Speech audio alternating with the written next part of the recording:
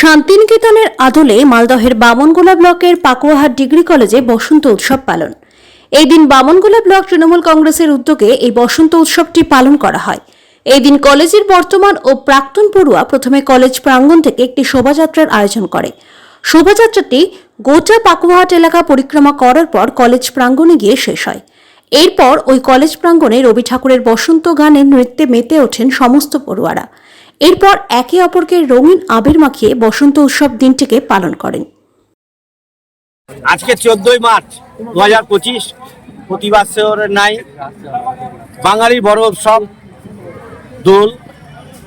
এই দোলকে কেন্দ্র করেই বিগত দিনে যেটা বীরভূমের শান্তিনিকেতনে রবীন্দ্রনাথের স্মৃতিসন্ধিত এলাকা শান্তিনিকেতন, সেখানে যে বসন্ত উৎসব হয়েছে, শ্রীকৃষ্ণের পরম্পরায় বসন্ত উৎসবকে আমরা বামনগোলার মাটিতে বামনগোলা ব্লকের পাকুয়াহাট ডিগ্রি কলেজে আজকে আমরা শ্রীকৃষ্ণের এই প্রথমবার বসন্ত উৎসবকে সম্মান জানিয়ে কলেজ প্রাঙ্গণ থেকে পাকুয়াহাটের বিভিন্ন প্রান্ত হয়ে কলেজ প্রাঙ্গণে কলেজের ছাত্রছাত্রী যারা রয়েছেন এবং যারা কলেজে পড়াশোনা করে বিগত দিনে বের হয়ে গেছেন, সকলের উপস্থিতিতে সুন্দরভাবে আজকে রঙের উৎসব বসন্ত উৎসব আমরা পালন করলাম।